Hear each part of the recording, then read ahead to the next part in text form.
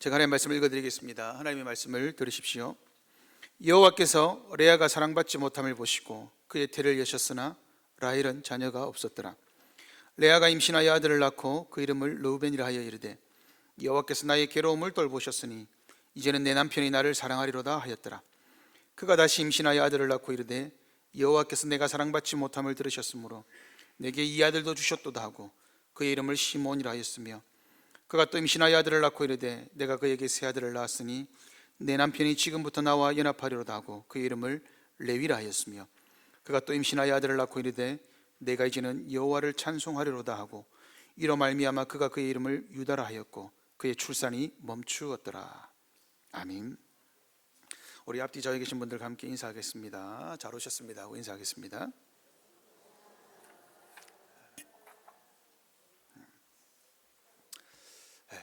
오늘로 창세기를 50번째 설교합니다.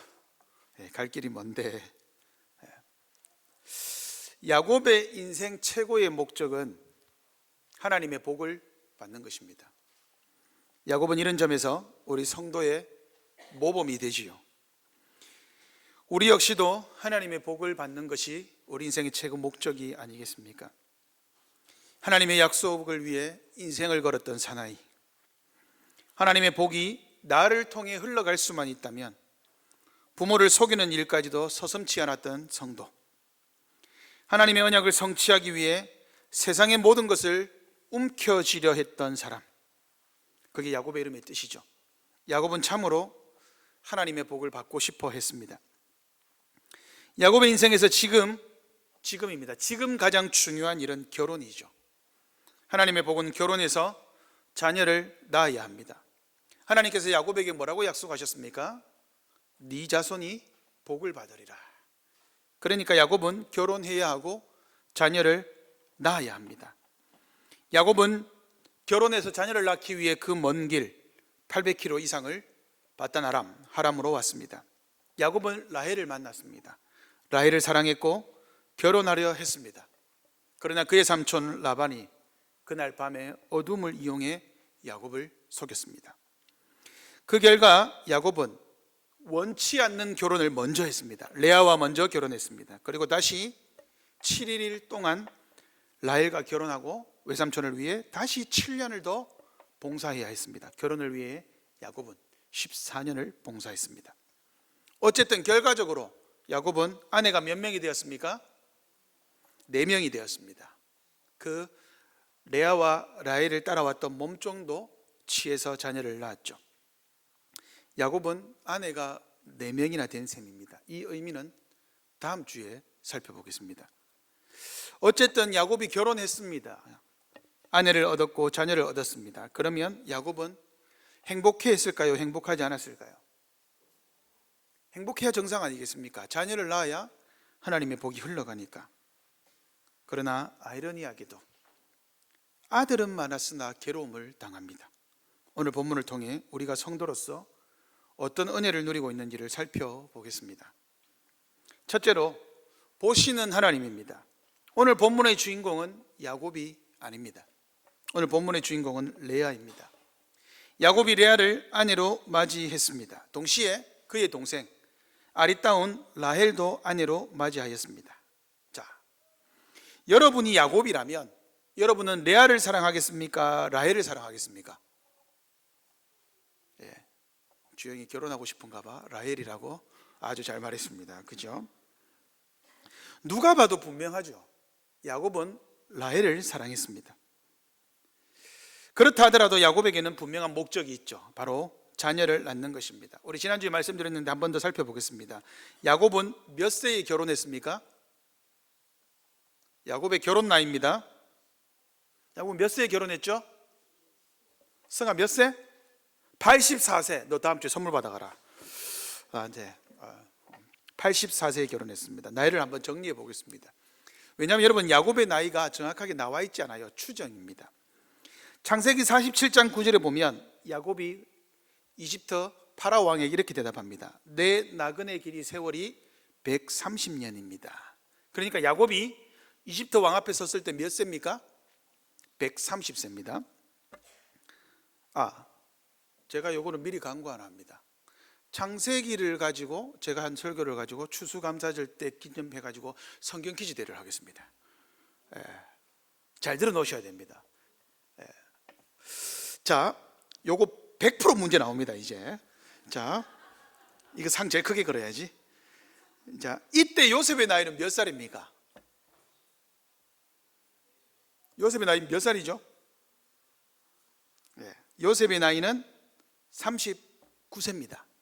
자, 창세기 45장 6절에 보면 이 땅에 2년 동안 흉년이 들었으나 아직 5년은 밭갈이도 못하고 추수도 못할지라 라고 요셉이 말했습니다. 그러니까 요셉이 꿈을 꿨죠. 요셉이 30세에 그저 총리가 됩니다. 그리고 몇 년 동안 풍년이 있었습니까? 7년. 그리고 흉년이 지금 몇 년째입니까? 2년째죠. 그러니까 30세에 총리가 되어서 지금 몇 년이 지난 겁니까? 9년째입니다. 그래서 요셉의 나이가 39세입니다. 그러면 야곱과 요셉의 나이 차이는 몇 살입니까? 이삭이 130 빼기 39는 93. 여러분 130 빼기 39는 91. 그죠? 91세죠. 그러니까 요셉과 야곱의 나이 차이는 91세입니다. 자, 그럼 한번 보겠습니다. 야곱이 91세에 요셉을 낳았죠. 근데 이때를 상정해 주는 기준이 있습니다. 이때 91세에 요셉을 낳고 야곱이 하란을 떠나려고 합니다. 91세에 요셉을 낳았으니까 내 이제 너가 아버지한테 할 만큼 했다 아이가. 나 이제 하란 떠날란다. 이러니까 라반이 뭐라 그럽니까? 에이, 그냥 가면 어떡해? 내가 품삯을 줄 테니까 너를 위해서 이제 6년 동안은 품삯을 쳐줄게. 그러면 야곱이 라반의 집에 몇 년 동안 있었습니까? 20년 동안 있었습니다. 그는 성경에 명백하게 나옵니다. 그러니까 야곱이 6년을 더 봉사했으니까 그러면 요셉을 낳았을 때가 야곱이 하란에 온 지 몇 년이 지났습니까? 14년이 지났죠. 그죠? 그러면 야곱이 91세에 요셉을 낳았으니까 14년째에 91세가 되어야 됩니다. 그러면 야곱이 바단 아람으로 올 때 몇 세입니까? 77세죠. 그리고 7년 뒤에 결혼하잖아요. 그러니까 84세에 야곱이 결혼을 한 겁니다. 엄청 늦게 했죠. 그죠? 여러분, 이것은 왜 중요하냐면 그의 형 에서는 몇 살에 결혼했습니까? 40세에 결혼했습니다. 그죠? 40세에 결혼했는데 야곱은 84세에 결혼했습니다. 왜 이렇게 야곱은 늦게 결혼했을까요? 하나님의 약속이 더 중요했기 때문입니다. 야곱은 의도적으로 결혼하지 않았습니다. 왜요? 그의 아버지 이삭이 하란에 가서 어머니, 즉 리브가 아내를 데리고 온 것을 잘 압니다. 그래서 형이 결혼했는데 40세에 결혼했는데 보니까 가나안 땅의 여인을 취하여서 결혼하니까 부모님이 걱정하는 거 보니까 아, 이렇게 하면 하나님의 복을 못 받겠구나 하고 야곱은 참았던 겁니다. 그러니까 야곱이 여러분 약삭 빠르지만 굉장히 신실한 사람이기도 합니다. 자, 어쨌든 야곱은 84세에 결혼했으니까 야곱에게 지금 제일 급한 게 뭐겠습니까? 자녀를 낳아야죠. 그죠? 그런데 오늘 본문에 보시면 누가 아들을 낳아요? 레아가 아들을 낳습니다. 그러면 야곱이 어떻게 됩니까? 춤춰야 되는 거 아닙니까? 으아, 아들이다 이라고 이래야 되는 거 아닙니까? 그죠? 하나님의 약속이 진짜 나를 통해 흘러가는 건 맞구나.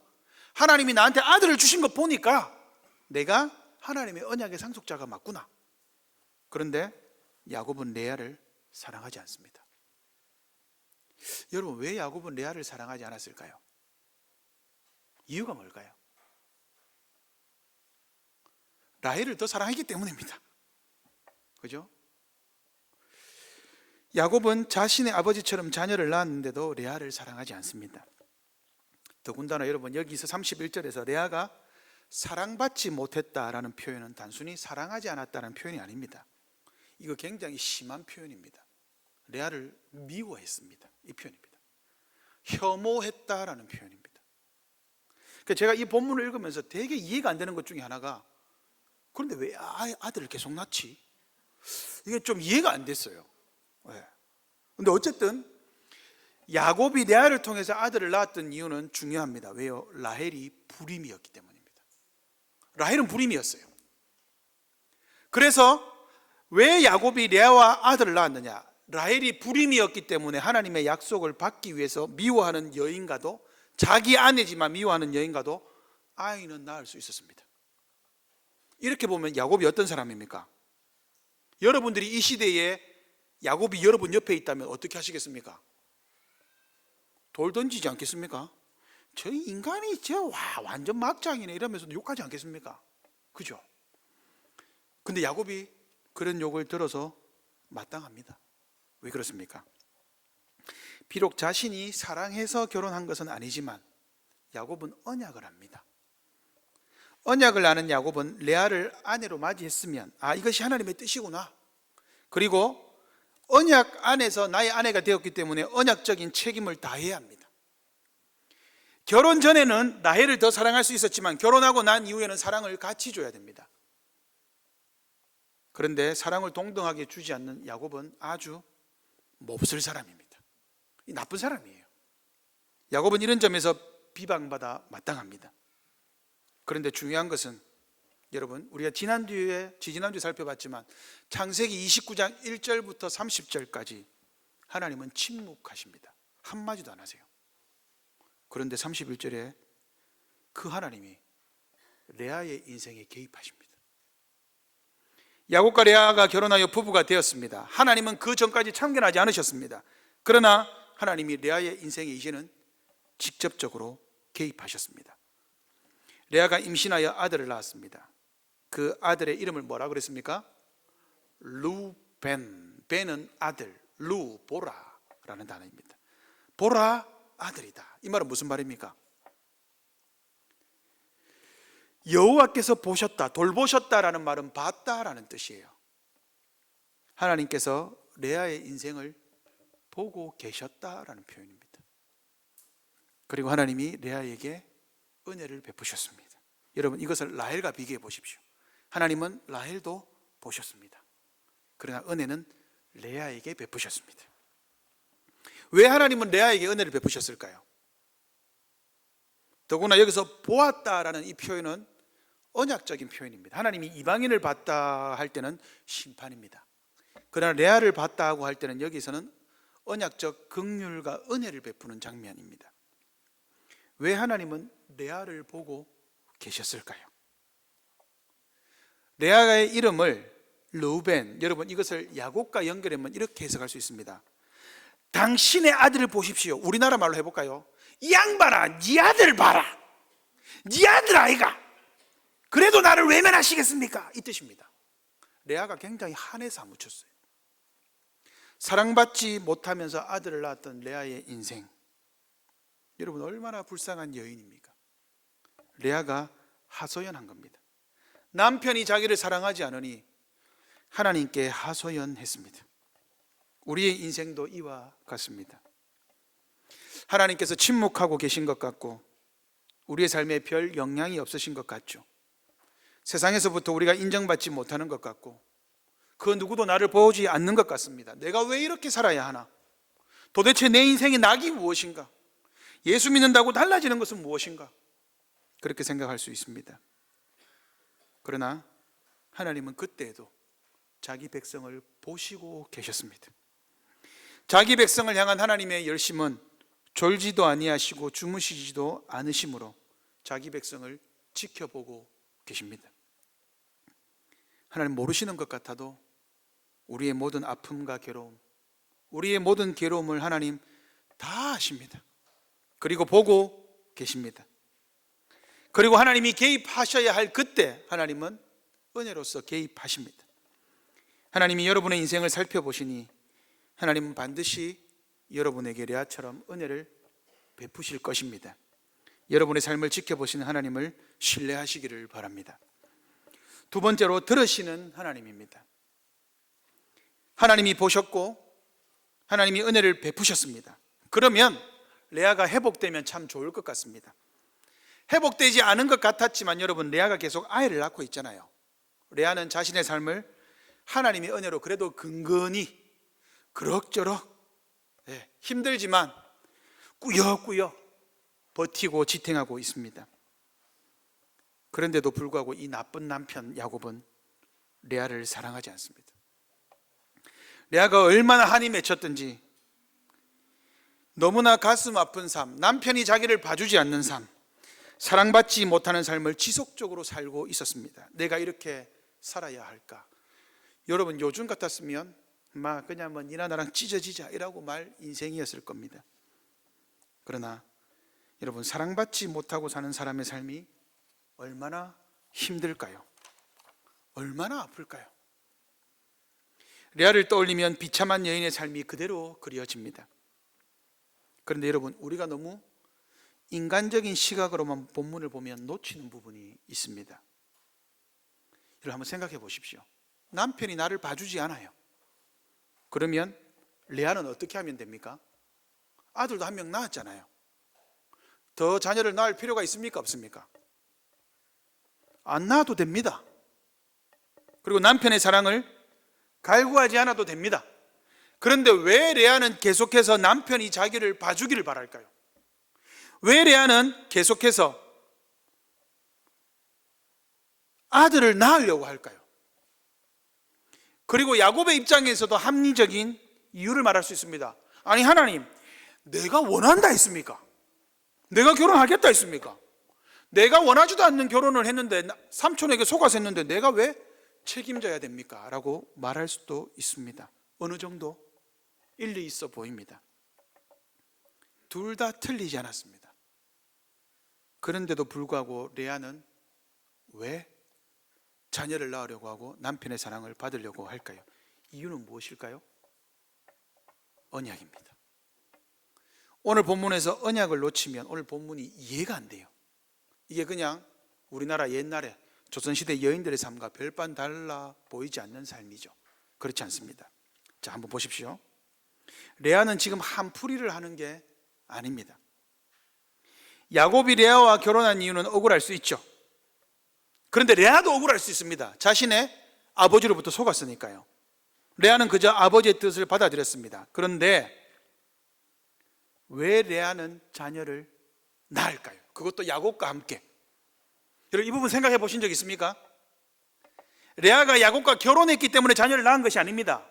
야곱도 레아를 사랑하지 않았습니다. 결혼하고 방치할 수 있습니다. 실제로 그렇게 했던 성경의 인물이 있어요. 누굽니까?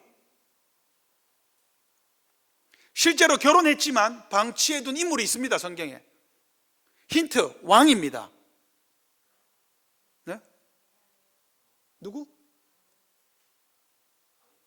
다윗이죠. 누구를 방치했습니까? 사울의 딸 미가를 방치했습니다. 언약 안에서 너는 하나님의 언약을 조롱했기 때문에 너에게는 자녀가 없을 것이다 라는 표현이 성경에 등장하죠. 야곱도 그렇게 해도 됩니다. 나는 사랑하는 라헬을 통해서 내 언약을 이어갈 거야 하면 됩니다. 그런데 라헬이 불임이었기 때문에 레아를 통해서 야곱이 자녀를 얻는 거예요. 왜요? 무엇 때문에요? 언약 때문에요. 레아는 왜 야곱에게서 계속 자녀를 낳으려고 합니까? 언약 때문입니다. 한번 생각해 보십시오. 레아는 하나님을 믿는 사람입니까? 아닙니까? 레아는 하나님을 믿는 사람입니까? 아닙니까? 질문이 틀렸죠. 레아는 하나님을 믿던 사람이었습니까? 아니었습니까? 아니었습니다. 우리로 치면 레아는 교회 밖의 여인이었습니다. 그러면 레아는 하나님에 대해서 알고 있었을까요? 몰랐을까요? 알고 있었으면 증거는 뭡니까, 요한이?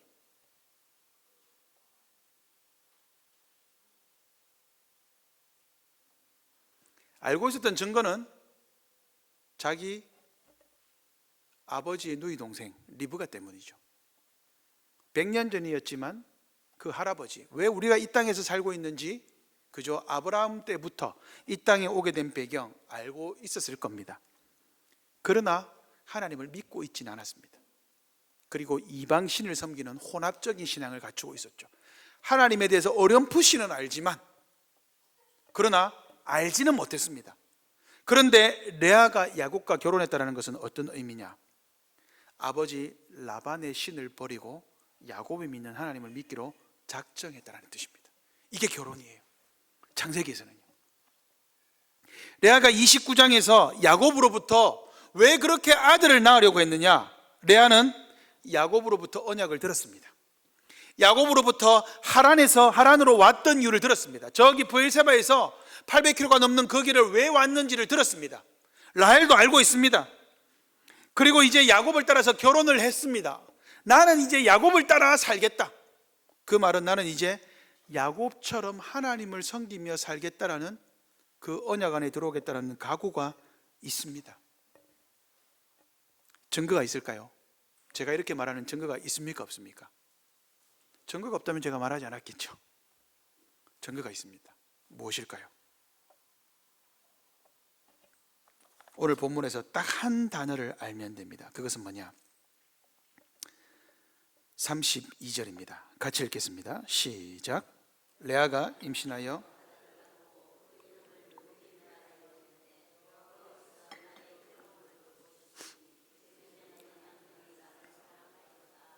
아멘. 증거가 어디에 있습니까? 한 단어입니다. 한 단어. 한 단어. 바로 여호와입니다. 여러분, 이방인들은요, 하나님을 여호와라고 부르지 않습니다. 이방인들은 그냥 God, 신이라고 부릅니다. 엘로힘이란 말은요, 하나님을 뜻하긴 하지만 이방인들도 부르는 이름입니다. 그러나 여호와라는 이름은 창세기 2장 4절부터 나오는데, 이 이름은 구원받은 하나님의 백성만 부르는 이름입니다. 지금 레아가 하나님을 뭐라고 부르고 있습니까? 여호와라고 부르고 있습니다. 레아가 바뀐 거예요.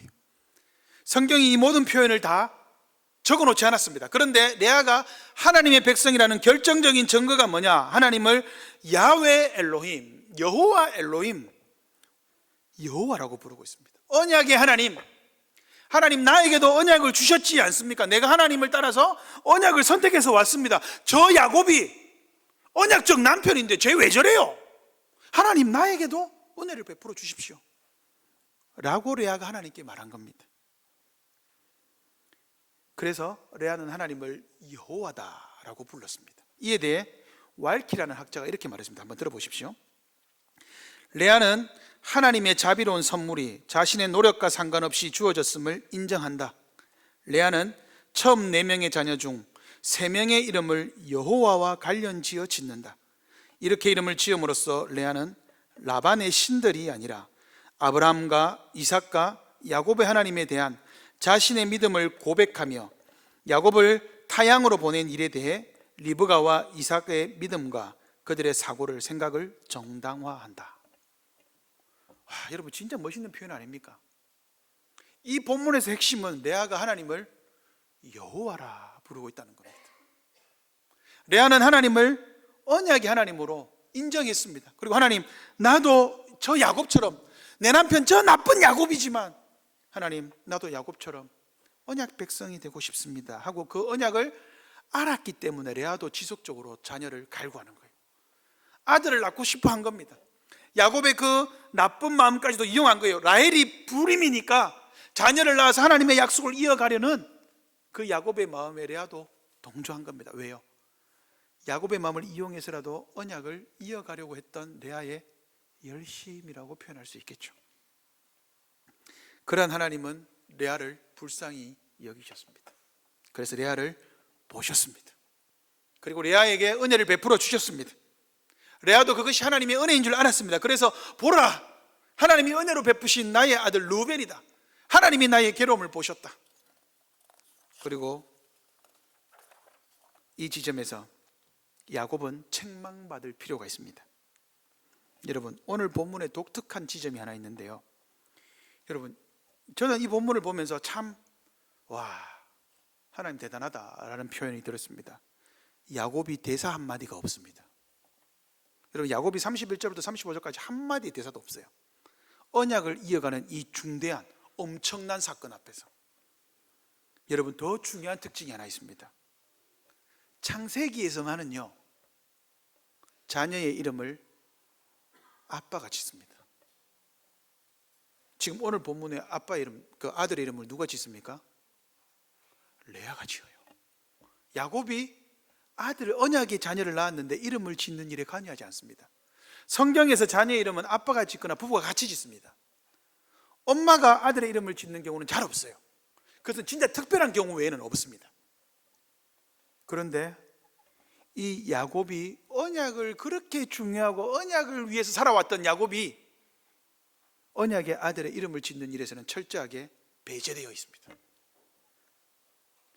야곱이 책망받아야 하는 이유 여기 있습니다. 야곱은 레아가 아들을 낳았는데 복 자체에 관심이 있었지 그 복의 후손인 자녀에게 별로 사랑을 기울이지 않았습니다.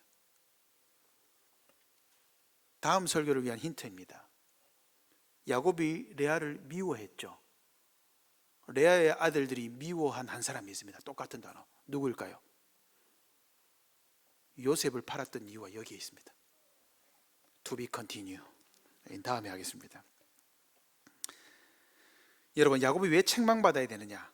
왜 책망받아야 되죠? 레아가 하나님의 언약 때문에 자기랑 결혼했고 그 언약 신앙을 믿음으로 다 받아들였는데 야곱이 아내로 인정하지 않는 것이 아니라 언약 백성으로 인정하지 않는 겁니다. 지금 이걸 비판받아야 합니다. 이거 우리로 치면 무슨 말인지 아십니까? 저 사람이 어떻게 우리 교회 와? 나갔으면 좋겠어. 이거랑 똑같은 겁니다. 지금 그 말을 하고 있는 거예요. 야곱이 아들을 낳았는데 아들을 낳으니까 좋아요. 그런데 그 여인은 버리는 겁니다. 하나님의 언약 안으로 들어온 백성을 자기가 언약의 주관자가 되어서 자기가 언약을 지금 취소시키고 있는 아주 나쁜 죄를 범한 겁니다. 이건 범죄입니다. 그래서 야곱이 한마디도 못하는 거예요.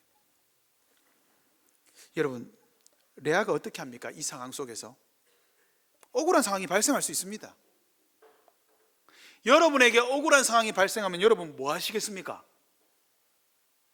세상의 법으로도 아무런 어떻게 할 수가 없어요. 돌파구가 보이지 않는 그 상황에서 여러분은 어떻게 하시겠습니까? 레아는 어떻게 했을까요? 레아는 시므온 했습니다. 이게 중요합니다. 시므온의 이름의 뜻은 뭐죠? 33절 여호와께서 내가 사랑받지 못함을 들으셨으므로. 레아가 뭐 했습니까? 기도했다는 증거입니다. 첫 번째, 르우벤에서 하나님은 뭐 하셨습니까? 레아의 언약 백성의 상황을 레아가 말하기 전에 보셨습니다. 근데 두 번째는요, 시므온 하셨습니다. 레아가 기도한 거예요. 레아가 언약 백성이라는 증거가 여기에 있습니다. 하나님 앞에서 언약 백성의 최고의 권한이 뭐냐? 기도입니다. 하나님, 이 상황을 봐주십시오. 레아는 애통하는 자였습니다. 하나님 앞에 애통했습니다. 하나님, 이 언약적으로 야곱의 불의함을 봐주십시오. 아이만 놓고 나를 사랑하지 않는 이 현실을 봐주십시오. 근데 하나님이 어떻게 하셨습니까? 레아의 기도를 들으셨습니다. 그래서 레아가 그 이름을 시므온이라고 했습니다. 여러분, 레아는 참 경건한 사람입니다. 레아는 라헬보다 예쁘지 않았습니다. 레아는 총이 없었다라고 나오죠. 똑똑하지 않았습니다. 약간, 이런 표현은 죄송한데 멍청했습니다. 그런데 레아는 진실했습니다. 언약 백성으로서 하나님 앞에 언약을 가지고 기도한 사람이었습니다. 레아는 믿음의 사람이었습니다. 경건한 여인이었습니다. 자신의 형편을 하나님께서 보심을 알고 그래도 나아지지 않는 그 상황 앞에서 하나님께 기도했습니다. 그리고 믿음으로 그 상황을 인내하고 참고 있습니다. 그리고 하나님이 은혜를 베푸실 때에 하나님을 찬양했습니다. 하나님께서 나의 기도를 들으셨다. 그래서 그의 아들의 이름을 시므온이라 했습니다. 이런 점에서 레아는 우리 성도들의 모범이 됩니다. 성도가 어떻게 살아야 하는지를 보여줍니다. 우리는 세상에서 관심받지 못하고 주목받지 못하고 무시당하고 미움거리가 되기 쉽습니다. 당연합니다. 복음 때문에 세상은 우리를 차별하기도 합니다. 하지만 하나님은 은혜와 자비의 눈으로 우리를 보시고 계시며 언약 백성이 하나님 앞에 우리의 현실과 상황을 아랠 때 하나님은 들으시고 응답해 주십니다. 내가 너의 상황을 알고 있다. 그리고 그 상황을 이겨낼 수 있도록 언약의 하나님께서는 우리에게 은혜를 베풀어 주십니다. 그러므로 사랑하는 큰사랑교회 성도 여러분, 세상에서 억울함과 괴로움을 당하는 여러분들의 삶의 현실을 하나님 아버지께 아뢰십시오. 여전히 힘들고 어렵고 해결되지 않는 현실의 문제를 하나님께 기도로 아뢰십시오. 은혜가 필요한 자신의 형편을 하나님께 기도로 간구하십시오. 언약의 하나님께서 반드시 들으시고 여러분에게 필요한 참된 위로를, 여러분들의 기도보다 더 큰, 여러분들의 기대보다 더 큰 은혜를 반드시 베풀어 주실 것입니다. 마지막 세 번째, 찬송받으시는 하나님입니다. 레아는 하나님이 들으신다는 것도 알았습니다. 그래도 여전히 마음 한구석에 사랑에 대한 갈구가 있었습니다. 남편에 대한 갈구가 있었습니다. 그래도 하나님이 은혜 주셔서 참 감사하고 이길 수도 있겠는데 그래도 남편이 나를 봐줬으면 좋겠다라는 마음이 있었습니다. 그런데 남편은 자신을 이용해서 아들만 낳을 뿐 사랑해 주지 않았습니다. 레아는 하나님께 기도하고 기도했습니다. 하나님께서 또 은혜를 베풀어 주셨습니다. 그리고 그의 이름을 레위라 지었습니다. 레위라는 이름의 뜻은 무엇입니까? 연합입니다. 레아가 뭐라고 한 겁니까? 이보시오, 남편 야곱이요, 아들이 3명이나 나왔습니다. 그럼 이제 나하고 연합해서 함께 언약 백성으로 잘 자라갑시다. 여러분, 이렇게 해야 정상 아닙니까? 여러분, 아브라함에게 아들은 몇 명이었습니까? 1명이었습니다. 이삭이죠. 이스마엘은 아들로 치지 않았습니다. 언약의 아들로 치지 않았어요.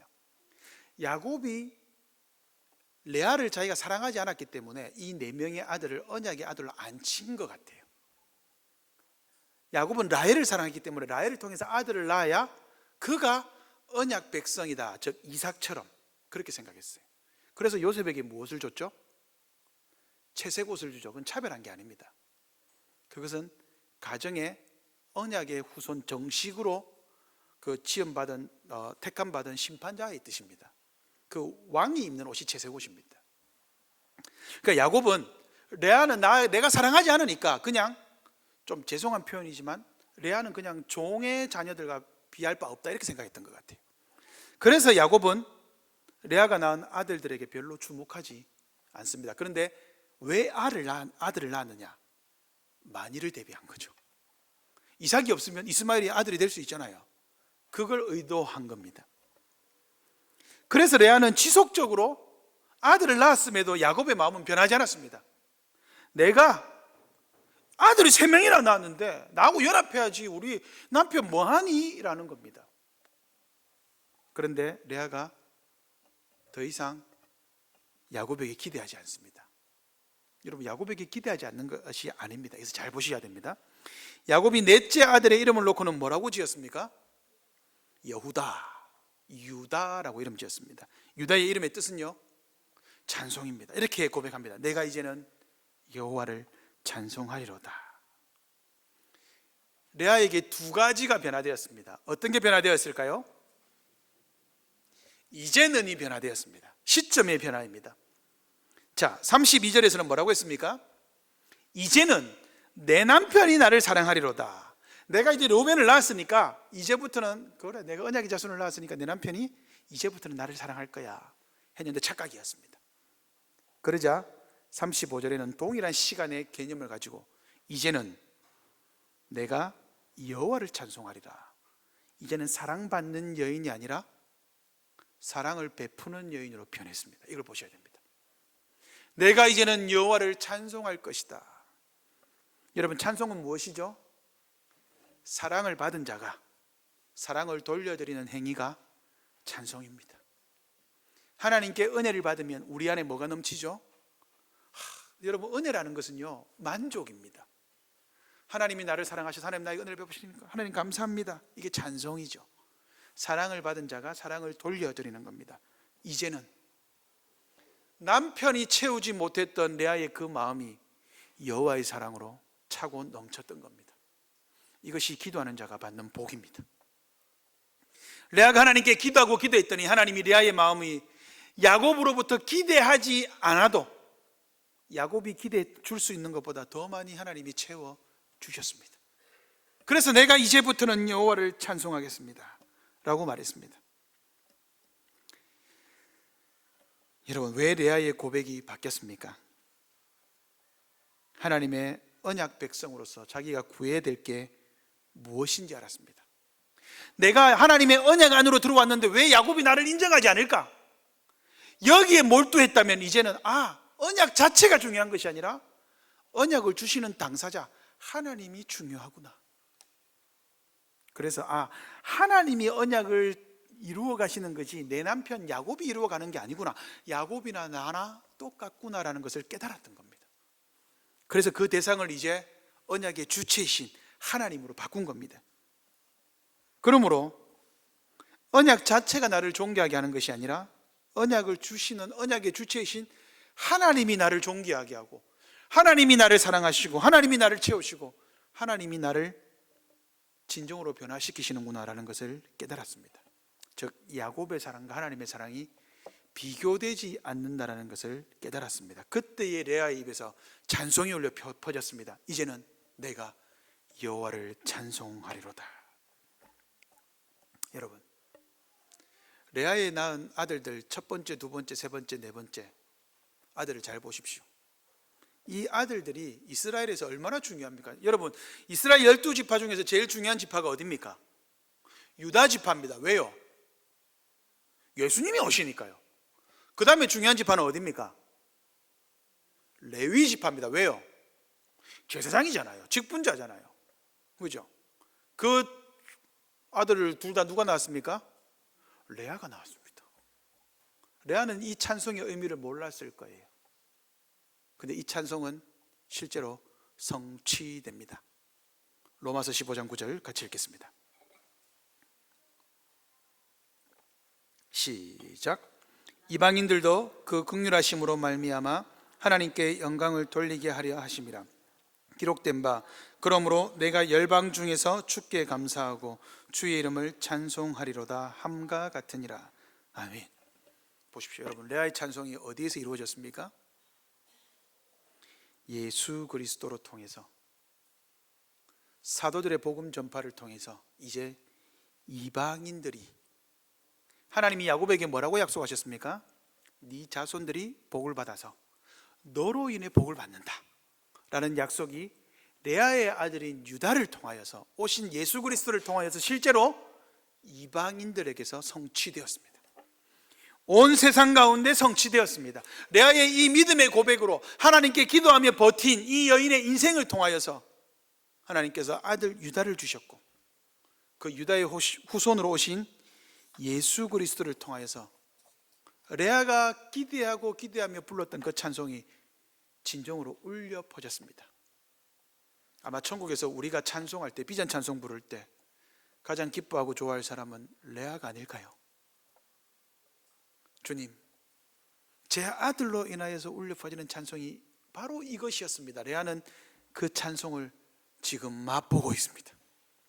예수 그리스도께서 오셔서 이방인들이 부를 그 찬송을 맛보고 있습니다. 레아는 진정으로 언약이 무엇인지를 하나님 앞에 기도하며 자신의 슬프고 고되고 외로운 인생을 통해서 발견했습니다. 그리고 이제는 내가 외로워할 필요가 없구나, 내가 괴로워할 필요가 없구나, 하나님이 기어이 나를 통해서 찬송받으실 것이구나라는 것을 깨달아 알게 되었습니다.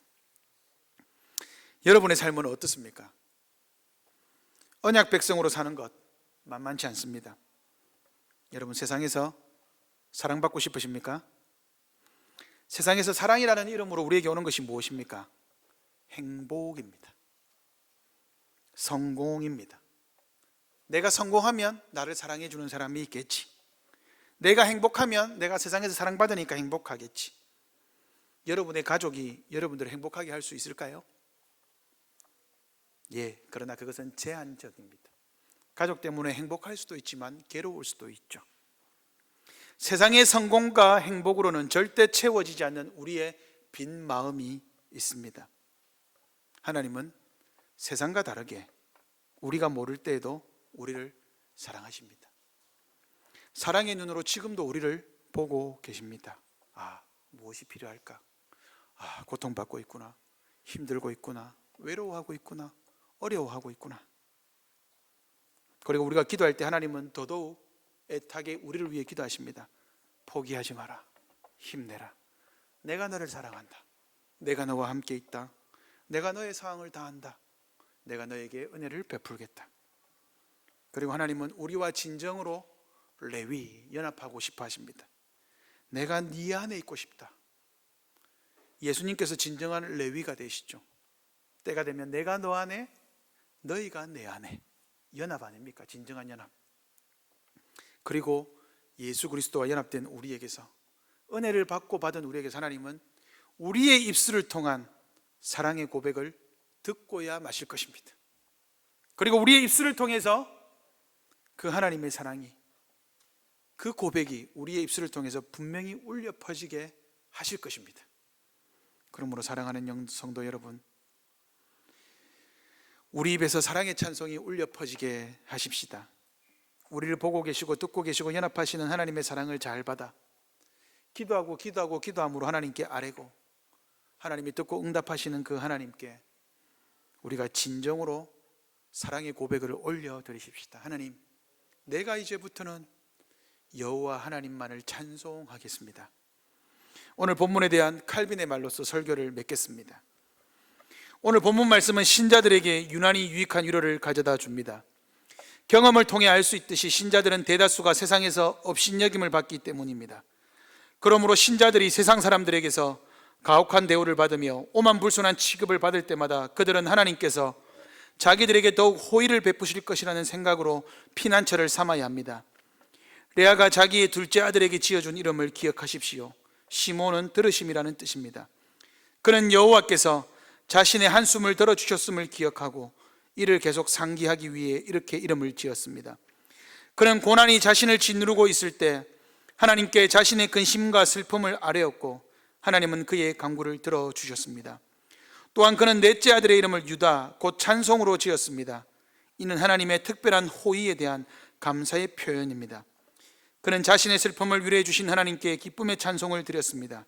그리고 이는 그와 같이 고난 중에 있는 신자들에게도 위로의 유익과 찬송의 기쁨이 됩니다.